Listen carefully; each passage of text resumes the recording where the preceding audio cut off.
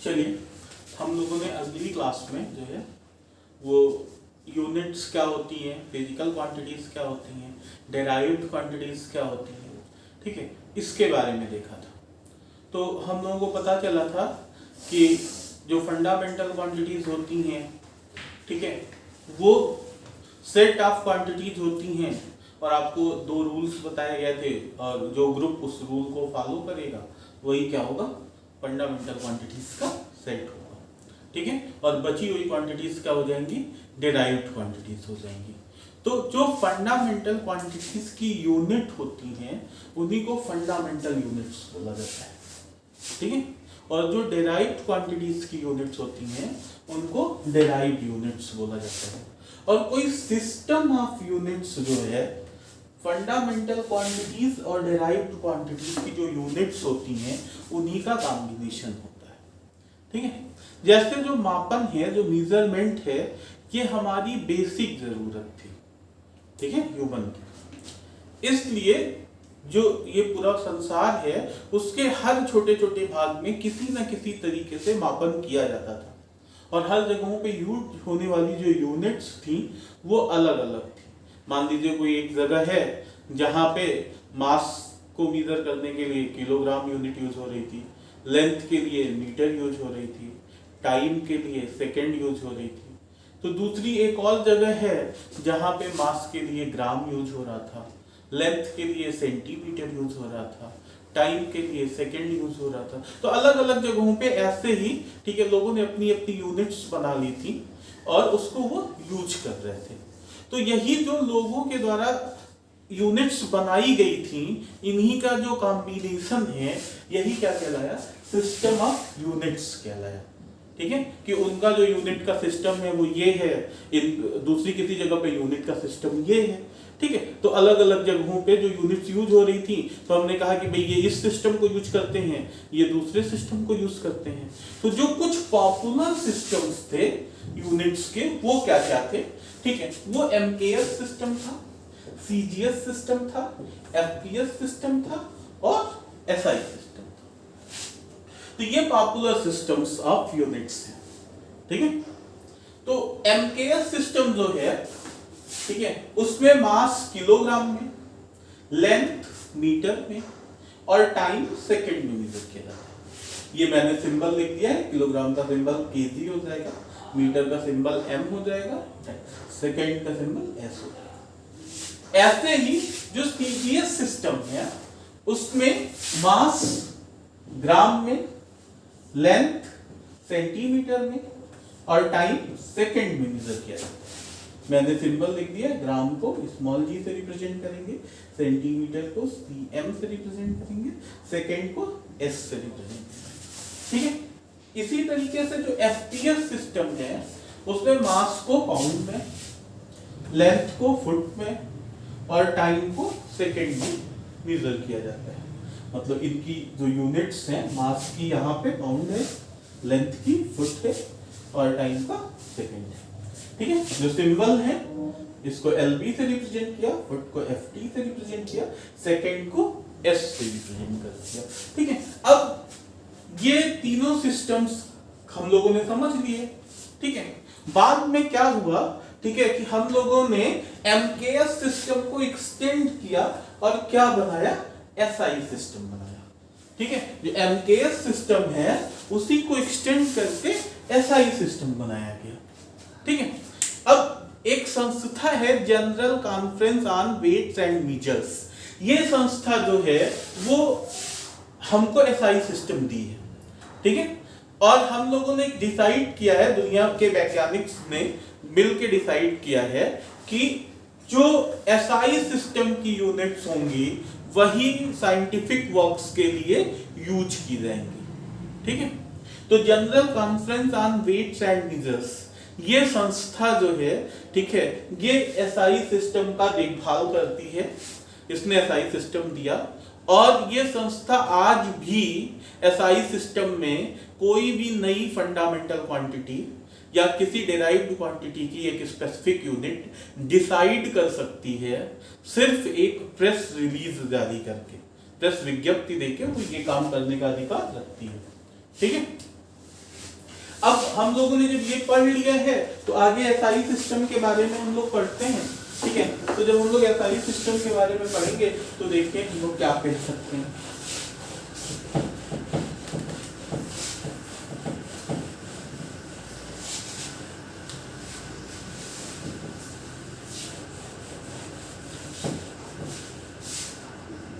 जैसा मैंने आपको पहले ही कहा, एसआई सिस्टम कैसे बना, एमकेएस सिस्टम को एक्सटेंड कर, ठीक है। तो एसआई सिस्टम के बारे में जो हम बात कह सकते हैं वो ये कह सकते हैं, SI system has 7 fundamental quantities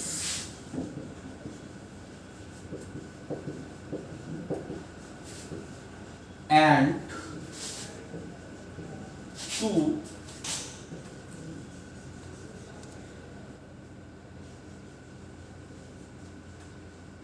supplementary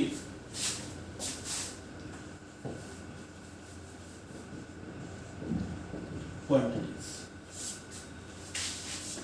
ठीक है।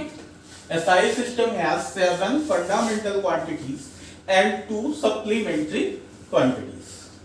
अब 7 फंडामेंटल क्वांटिटीज क्या क्या हैं इनके बारे में पढ़ लेते हैं। तो देखिए,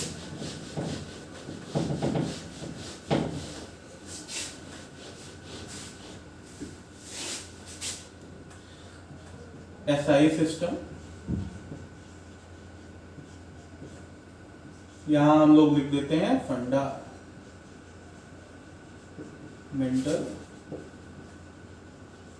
क्वांटिटीज, ठीक है। यहां हम लोग लिख देते हैं यूनिट और यहां पे हम लोग लिख देते हैं। तो आपसे क्या कहा गया कि एमकेएस सिस्टम को एक्सटेंड करके एसआई बना है, ठीक है। तो एमकेएस सिस्टम में कौन कौन आया, तो आपको पता है मास था, याद कीजिए, ठीक है। मास की यूनिट क्या थी, किलोग्राम, सिंबल केजी। मास के बाद अगला क्या है, लेंथ, ठीक है, unit metre, symbol M. Length के बाद time, unit second, symbol S. इसके बाद टेम्परेचर,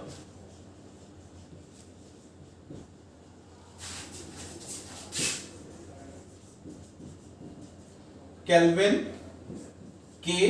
थोड़ा सा याद रखिएगा, कभी भी यूनिट्स जब भी फुल फॉर्म में लिखी जाती हैं, पूरा वर्ड उनका लिखा जाता है तो हमेशा स्मॉल लेटर से लिखा जाता है, कभी कैपिटल लेटर नहीं यूज होता। लेकिन अगर हम सिंबल के रूप में यूनिट लिख रहे हैं और वो किसी साइंटिस्ट के नेम पे है तो उसे कैपिटल लेटर में एक्सप्रेस किया जाता है। जैसे यहाँ पे केल्विन मैंने स्मॉल लेटर में लिखा, लेकिन जब मैं इसको एज ए सिंबल लिखा, कैपिटल के लिखा, ठीक है। क्यों, क्योंकि ये एक साइंटिस्ट के नाम पे आई हुई है। और दूसरी चीज यहां पे एक और बात समझ लीजिएगा कि यूनिट्स जो हैं वो कभी भी प्लूरल फॉर्म में एक्सप्रेस नहीं होती, ठीक है। उन्हें हमेशा हम लोग जो है वो सिंगुलर फॉर्म में लिखेंगे। टेम्परेचर के बाद अगली फिजिकल क्वांटिटी जो है वो है इलेक्ट्रिक करंट,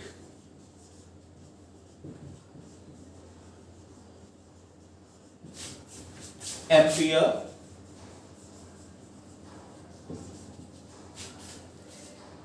ठीक है।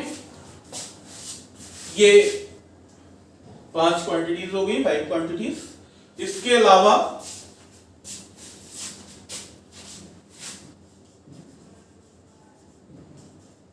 Luminous, intensity, candela,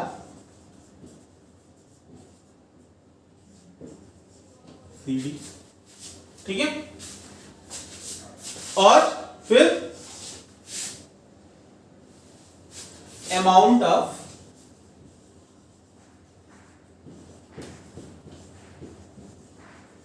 substance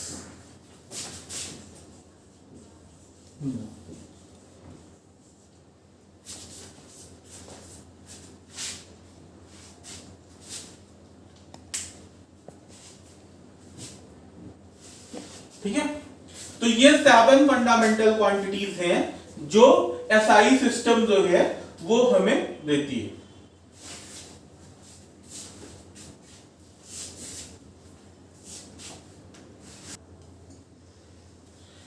SI system जो है वो 7 फंडामेंटल क्वांटिटीज के अलावा 2 सप्लीमेंट्री क्वांटिटीज भी आपको देता है।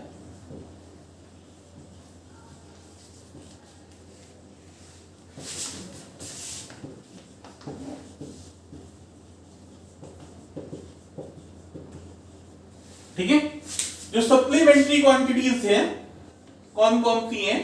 एक प्लेन एंगल है,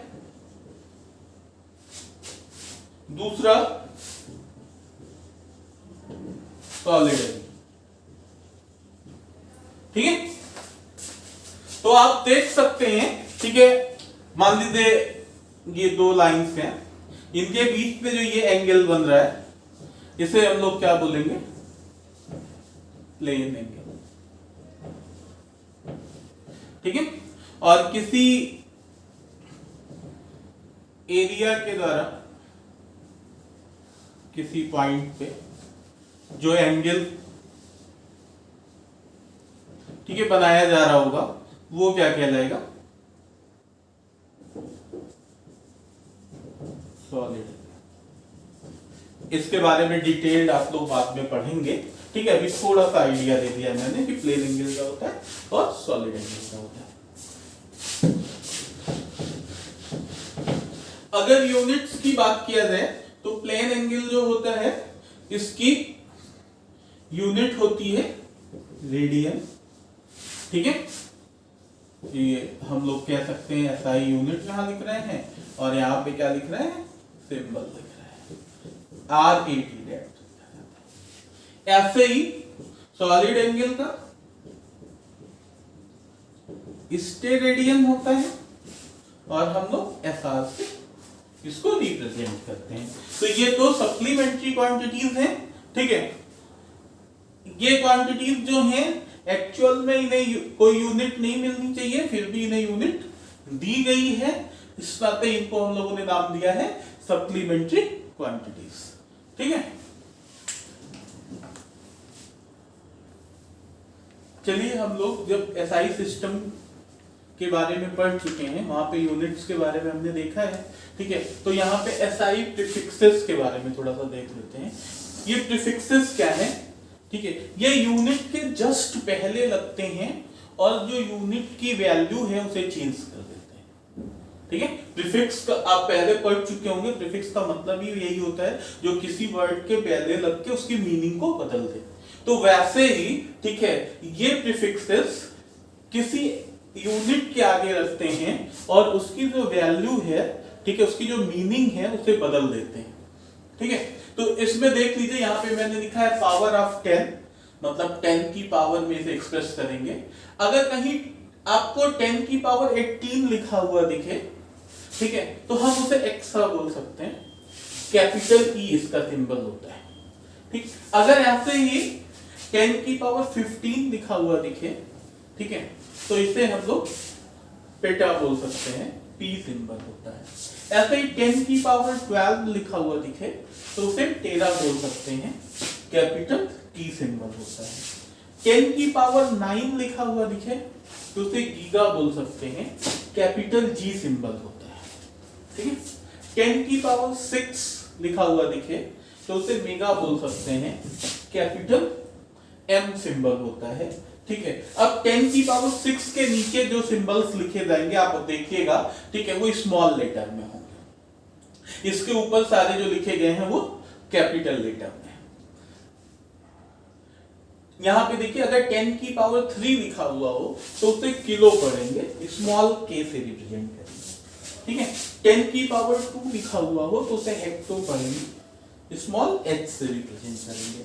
अगर 10 की पावर 1 लिखा हुआ हो तो उसे डेका पढ़ेंगे, डी ए से रिप्रेजेंट करेंगे। कहीं कहीं के ए भी स्पेलिंग में लिखा हुआ मिलता है तो उससे कंफ्यूज नहीं होगा। ऐसे ही यहां पे देखिए, फिर पावर ऑफ 10, प्रीफिक्स और सिंबल, इसकी बात की गई है। अगर 10 की पावर -1 लिखा हुआ हो तो इसे डेसी पढ़ते हैं, स्मॉल डी से रिप्रेजेंट कर सकते हैं। 10 की पावर -2 लिखा हुआ हो तो इसे सेंटी पढ़ते हैं, ठीक है, स्मॉल सी से रिप्रेजेंट कर सकते हैं। 10 की पावर -3 लिखा हुआ हो तो मिली पढ़ते हैं, स्मॉल m से रिप्रेजेंट कर सकते हैं। 10 की पावर -6 लिखा हुआ हो तो माइक्रो पढ़ते हैं, म्यू से रिप्रेजेंट कर सकते हैं। 10 की पावर -9 लिखा हुआ हो तो नैनो पढ़ते हैं, स्मॉल n से रिप्रेजेंट कर सकते हैं। 10 की पावर -12 लिखा हुआ हो तो पिको पढ़ते हैं, स्मॉल p से रिप्रेजेंट करते हैं। 10 की पावर -15 लिखा हुआ हो तो फेम्टो पढ़ते हैं, f से रिप्रेजेंट करते हैं। 10 की पावर -18 लिखा हुआ हो, ठीक है, तो एटो पढ़ते हैं, स्मॉल a से रिप्रेजेंट करते हैं। जैसे अगर मान लीजिए कहीं ऐसे आपको लिखा हुआ हो 1m, ठीक है, तो इसको क्या पढ़ोगे आप? इसको पढ़ोगे 1 मिलीमीटर। ये m जो है ये यूनिट है और ये m क्या है? ये प्रीफिक्स है, ठीक है, ये m यूनिट है, ये m प्रीफिक्स है, ठीक है। तो अगर आपको पढ़ना है तो क्या पढ़ोगे? 1 मिलीमीटर पढ़ोगे, ठीक है। ऐसे अगर कहीं लिखा हुआ हो तो इसे क्या पढ़ोगे? 1 के मतलब किलोमीटर। अच्छा, मिली की वैल्यू कितनी होती है? तो मिली को देखो 10 की पावर कितना लिख सकते हैं? -3। तो इसको हम चाहे तो ऐसे भी लिख सकते हैं 10 टू दी पावर -3 मीटर। अच्छा, किलो को क्या लिख सकते हैं? 10 की पावर 3। तो इसे हम लिख सकते हैं 10 की पावर 3 मीटर, ठीक है। ऐसे कहीं ये लिखा हुआ हो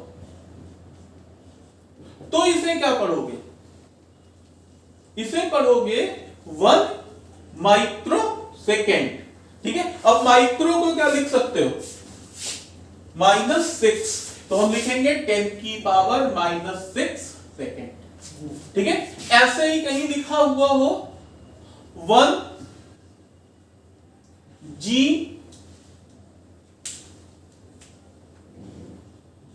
एच जेड, ये हर्ट्ज है, हर्ट्ज फ्रीक्वेंसी की यूनिट होती है। तो जी इसके आगे जस्ट लिखा हुआ है, ठीक है। तो इसका क्या मतलब हुआ? जी किसको रिप्रेजेंट कर रहा है? गीगा को। गीगा मतलब 10 की पावर 9, मतलब ये 10 टू दी पावर 9 हर्ट्ज लिखा जा सकता है, ठीक है। अच्छा, अगर मान लीजिए, ठीक है, कहीं ऐसे लिखा हुआ हो, थोड़ा सा इसमें स्पेस दिया गया, ठीक है, तो ये क्या लिखा हुआ है? ये केल्विन मीटर लिखा हुआ है। कैपिटल के है और एम है, तो कैपिटल के केल्विन को रिप्रेजेंट करता है और एम किसको? मीटर को। मतलब कि अगर आपको 2 यूनिट्स लिखनी है ऐसे साथ साथ, ठीक है, तो आप क्या कीजिए, आपको चाहिए ये कि इनके बीच में थोड़ा सा स्पेस दे दीजिए। इनको एकदम से एक साथ मत लिखिए। अगर आप इनको एक साथ लिखेंगे, ठीक है, तो ऐसा हो सकता है कि क्या समझ आ जाए? प्रीफिक्स समझ लिया जाए, ठीक है। या फिर ऐसे लिख दीजिए, ठीक है। जैसे मैं इसको ऐसे लिखा था, मैं इसको ऐसे लिखता, ठीक है। तो क्या समझते हैं आप? बस ऐसे भी लिखा जा सकता था। एकदम साथ साथ लिखा गया है तो ये क्या हो गया? ये मिली केल्विन हो गया। स्पेस देके लिखा गया है तो मीटर केल्विन हो गया, ठीक है। ऐसे डैश बना दीजिए तो और स्पष्ट हो जाएगा। तो यूनिट्स लिखते वक्त ये थोड़ा सा ध्यान रखना है, प्रीफिक्स जस्ट पहले लग जाते हैं यूनिट के साथ ही में, ठीक है। और 2 यूनिट्स इस तरीके से लिखी जानी है तो उनके बीच में क्या हो जाएगा? स्पेस दे दिया जाएगा, ठीक है। इस बात को आपको समझना है।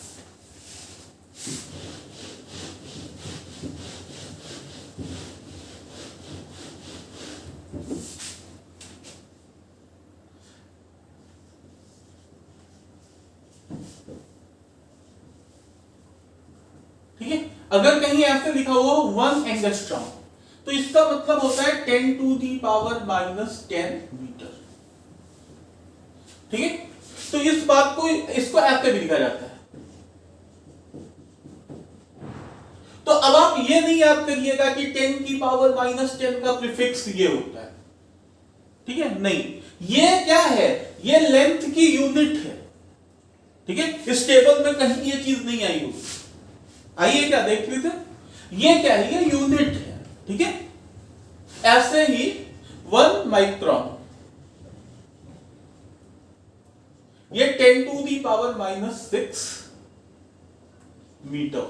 1 माइक्रोन जो है वो लेंथ की यूनिट होती है, और माइक्रो क्या होता है, प्रीफिक्स होता है।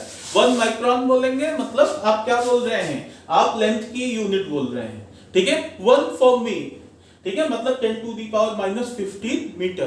तो 1 फॉर मी बोल रहे हैं मतलब आप लेंथ की यूनिट बोल रहे हैं, वो प्रीफिक्स नहीं है। ठीक है, प्रीफिक्स टेबल ये मैंने आपको बताया जो हम लोगों को जनरली यूज में आते हैं, इसके अलावा भी होते हैं। ठीक है, लेकिन यही हम लोग ज्यादा यूज करते हैं, इस नाते हम इसको पढ़ें। तो ये आपको समझना है। ठीक है, कि ये जो है ये क्या है, ये यहां पे जो ये लिखा हुआ है ये यूनिट है किसकी, लेंथ की। ये प्रीफिक्स की तरह यूज नहीं होता। ऐसे नहीं लिखिएगा कि, ठीक है, ये प्रीफिक्स की तरह नहीं यूज होगा। तो इसको इस तरीके से अगर कोई लिखे, ठीक है, तो ये सही नहीं।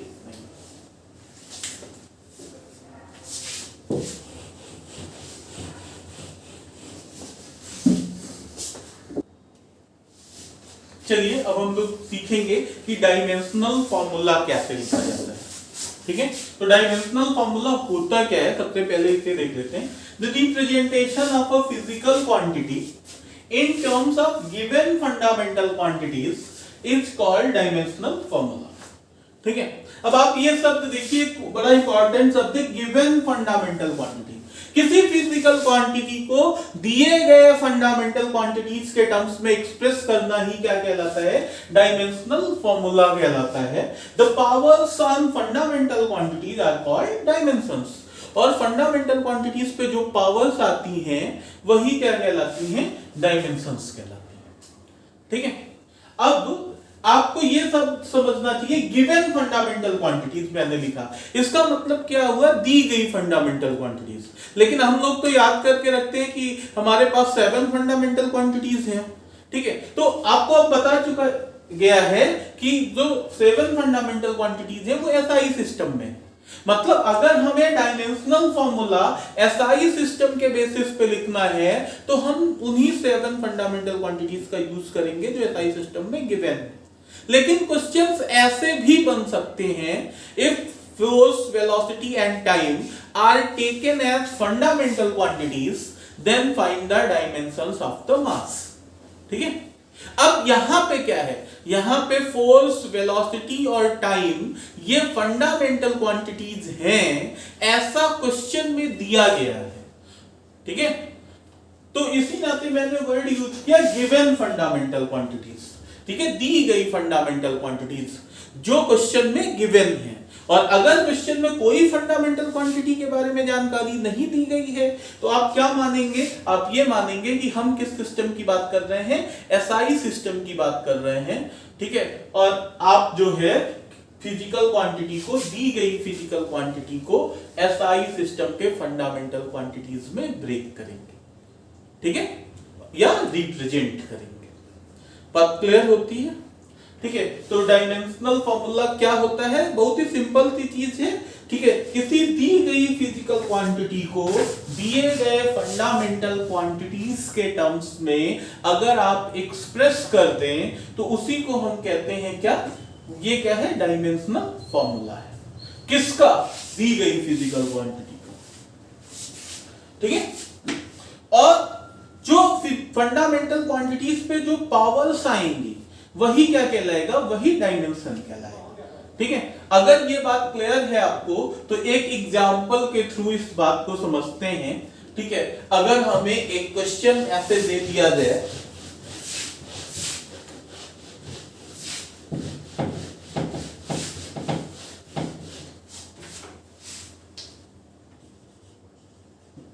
राइट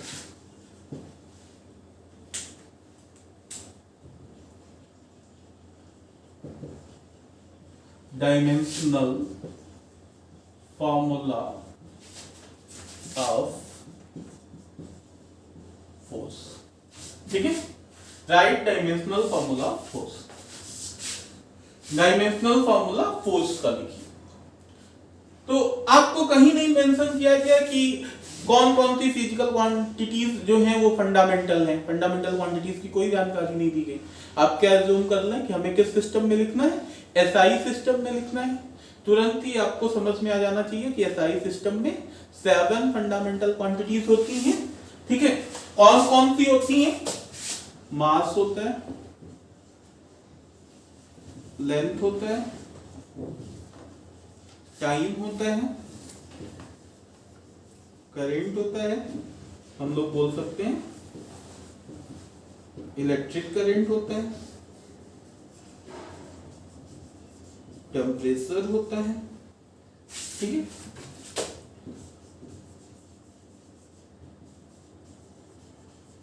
ल्यूमिनस इंटेंसिटी होती है और अमाउंट ऑफ। ठीक है, जब हम डायमेंशनल फॉर्मूला लिखेंगे तो हम लोग मास को कैपिटल एम से, लेंथ को कैपिटल एल से, टाइम को कैपिटल टी से, इलेक्ट्रिक करंट को आई या फिर ए से, टेम्परेचर को के या फिर थीटा से, ल्यूमिनस इंटेंसिटी को सीडी से, अमाउंट ऑफ सब्सटेंस को इस सिंबल्स से रिप्रेजेंट करते हैं। मतलब कि हमको करना क्या है, अब आप ध्यान से समझिए, तो करना क्या है, फोर्स का डायमेंशनल फॉर्मूला लिखना है। ठीक है, जब आपको फोर्स का डायमेंशनल फॉर्मूला लिखना है मतलब आपको फोर्स को क्या करना है, ब्रेक करना है किसमें, फंडामेंटल क्वांटिटीज में। ठीक है, तो मान लीजिए हम ब्रेक करते हैं फोर्स को, तो इसके लिए हमें फार्मूला याद होना चाहिए। कोई भी फार्मूला आप यूज कर सकते हैं, कोई स्पेसिफिक फार्मूला नहीं है, जो याद हो आपको। ठीक है, लेकिन आपको फार्मूले कब तक लगाते रहने हैं, जब तक आप फोर्स को एक्सप्रेस ना कर दें फंडामेंटल क्वांटिटीज में। ठीक है, तो मैं एक फार्मूला याद करके रखता हूं फोर्स का, वो लिखता हूं मास इनटू एक्सीलरेशन। ठीक है, अब देखिए एसआई सिस्टम में मास तो फंडामेंटल होता है, ये यहां पे मैंने लिखा भी है। ठीक है, तो आप चाहें तो यहां से भी देख सकते हैं। तो मैंने फोर्स को क्या लिख दिया, मास इनटू एक्सीलरेशन। ठीक है, अब फिर देखिए मास तो एसआई सिस्टम में फंडामेंटल होता ही है। ठीक है, अब एक्सीलरेशन को क्या लिख सकते हैं, तो एक्सीलरेशन के लिए मुझे एक फॉर्मूला याद आता है, change in velocity upon time taken.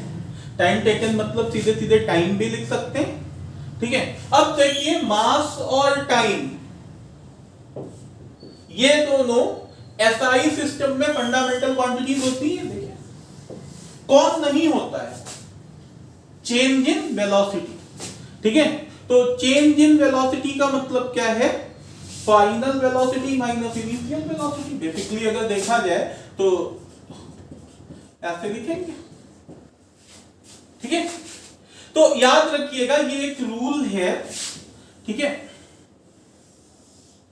Length plus length equal to length, length minus length equal to length. ठीक है, force plus force equal to force, force minus force equal to force. मतलब हम केवल similar physical quantities को ही add कर सकते हैं या सब्ट्रैक्ट कर सकते हैं। मतलब हम फोर्स के साथ सिर्फ फोर्स को जोड़ सकते हैं, लेंथ के साथ हम सिर्फ लेंथ को जोड़ सकते हैं, मास के साथ हम सिर्फ मास को जोड़ सकते हैं। ठीक है, और ऐसे ही फोर्स से सिर्फ हम फोर्स घटा सकते हैं। ठीक है, और लेंथ से सिर्फ लेंथ घटा सकते हैं। अच्छा, फोर्स में फोर्स जोड़ेंगे तो रिजल्ट में एक नया फोर्स मिलेगा। मतलब कि फोर्स में फोर्स जोड़ने पे भी रिजल्ट में क्या मिलेगा, एक फोर्स मिलेगा। ठीक है, अगर आपसे कहा जाए कि 1 मीटर कपड़ा और 2 किलो आलू जोड़ के बताइए कितना होगा, बता सकते हैं क्या? नहीं। क्यों? क्योंकि ये दो अलग अलग फिजिकल क्वांटिटीज हैं, एक लेंथ है दूसरा मास है, तो इनको हम नहीं ऐड कर सकते। तो ये बहुत ही इंपॉर्टेंट रूल है और इसे याद करके रखना है हम लोगों को हमेशा कि हम सिर्फ और सिर्फ सिमिलर फिजिकल क्वांटिटीज ही आपस में ऐड या सब्ट्रैक्ट कर सकते हैं। ठीक है, मतलब लेंथ के साथ लेंथ जोड़ दिया, लेंथ आया, लेंथ से लेंथ घटा दिया तो लेंथ आया। तो वेलोसिटी से वेलोसिटी घटाओगे तो रिजल्ट में क्या आ जाएगा, वेलोसिटी आ जाएगा। ठीक है, तो अगर ये बात आपके समझ में आती है तो देखिए यहां पे हम क्या कहेंगे, हम कहेंगे ठीक है चेंज इन वेलोसिटी, मतलब वेलोसिटी में से वेलोसिटी घटाना। तो वेलोसिटी में से वेलोसिटी घटाओगे, ठीक है, तो तुमको वेलोसिटी मिलेगा। ठीक है, और अगर वेलोसिटी मिलेगा तो हम क्या कहते हैं, हम उसको कहेंगे डिस्प्लेसमेंट अपॉन टाइम। ठीक है, वेलोसिटी का फॉर्मूला तो आपको पता है ना, वेलोसिटी क्या होता है, डिस्प्लेसमेंट अपॉन टाइम। तो इस वेलोसिटी को मैंने यहां लिख दिया डिस्प्लेसमेंट अपॉन टाइम। तो ये बात आपको समझनी है, चेंज इन वेलोसिटी का मतलब वेलोसिटी माइनस वेलोसिटी, और अगर फिजिकल क्वांटिटी के टर्म्स में देखा जाए तो वेलोसिटी से वेलोसिटी घटाने पे रिजल्ट में वेलोसिटी आएगी। ठीक है, और उस वेलोसिटी को मैंने लिख दिया डिस्प्लेसमेंट अपॉन टाइम। और अगर मैंने ये बात लिख दी डिस्प्लेसमेंट अपॉन टाइम, ठीक है, तो देखो डिस्प्लेसमेंट एक्चुअल में क्या होता है, ठीक है, शॉर्टेस्ट पाथ होता है दो पॉइंट्स के बीच का होता है। तो हम लोग क्या कह सकते हैं कि डिस्प्लेसमेंट जो है वो लेंथ है, और अगर डिस्प्लेसमेंट लेंथ है तो हम डिस्प्लेसमेंट की जगह क्या लिख सकते हैं, लेंथ। ठीक है, तो अब देखिए क्या हमने फोर्स को फंडामेंटल क्वांटिटीज में ब्रेक कर लिया कि नहीं कर लिया, एक्सप्रेस कर लिया। अब हम क्या किए, ठीक है, हमने मास को कैपिटल एम से लिख दिया, लेंथ को कैपिटल एल से लिख दिया, टाइम को कैपिटल टी से लिख दिया, इस टाइम को भी कैपिटल टी से लिख दिया। ठीक है, तो थोड़ा सा सिंप्लीफाई किया, एम एल ऐसे ही रहने दिया, और T into T, T square होता है, ऊपर लेके चले जाओ तो टी की पावर -2 हो जाएगा। तो यहां से मुझे फोर्स का जो है वो डायमेंशनल फॉर्मूला मिल गया, एम एल टी की पावर -2। ठीक है, तो इस तरीके से आप किसी भी फिजिकल क्वांटिटी का डायमेंशनल फॉर्मूला जो है वो निकाल सकते हैं, चाहे फोर्स का निकालिए चाहे वेलोसिटी का निकालिए। एक मैंने आपको निकाल के दिखा दिया है कि कैसे हम लोग डायमेंशनल फॉर्मूला निकालते हैं। चलिए हम लोग कुछ बेसिक क्वांटिटीज जो हैं, तो इस तरीके से, ठीक है, आपने ये देख लिया किसी फिजिकल क्वांटिटी का डायमेंशनल फॉर्मूला कैसे लिखा जाता है। अब अगली क्लास में हम लोग कुछ फिजिकल क्वांटिटीज का और डायमेंशनल फॉर्मूला लिखना सीखेंगे और कुछ और रूल्स देखेंगे जिसका मदद से हम लोग डायमेंशनल फॉर्मूला लिखते हैं। आज की क्लास में इतना ही रहने देते हैं।